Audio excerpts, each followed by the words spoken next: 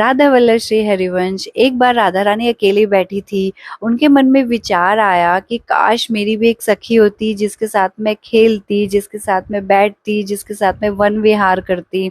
उनके मन में ये विचार आते ही उनके अंग से एक सखी प्रकट हुई और वो अष्ट सखियों में प्रथम सखी थी और वो और कोई नहीं, वो हमारी ललिता सखी जो है। ललिता सखी बिल्कुल राधा रानी की तरह हैं।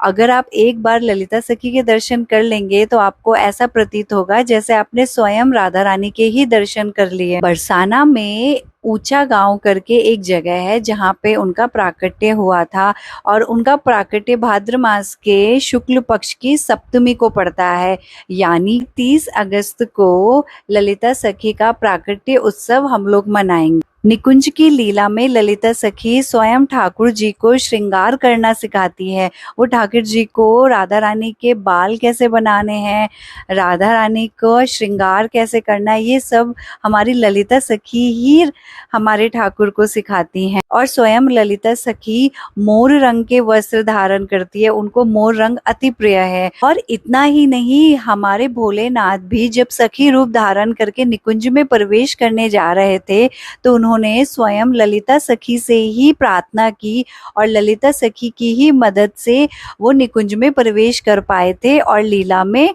शामिल हो पाए थे। तो हमारी ललिता सखी को स्वयं शिव भगवान भी अपने गुरु रूप में पूछते हैं। स्वयं जिनके पास निकुंज की चाबी है, जो हमें निकुंज तक प्रवेश करवा सकती है, जो बहुत ही अद्भुत और स्वयं राधा रानी के समान करुणामयी है, ऐसी ललिता सखी जी को बारंबार प्रणाम। राधा वल्लभ श्री हरिवंश।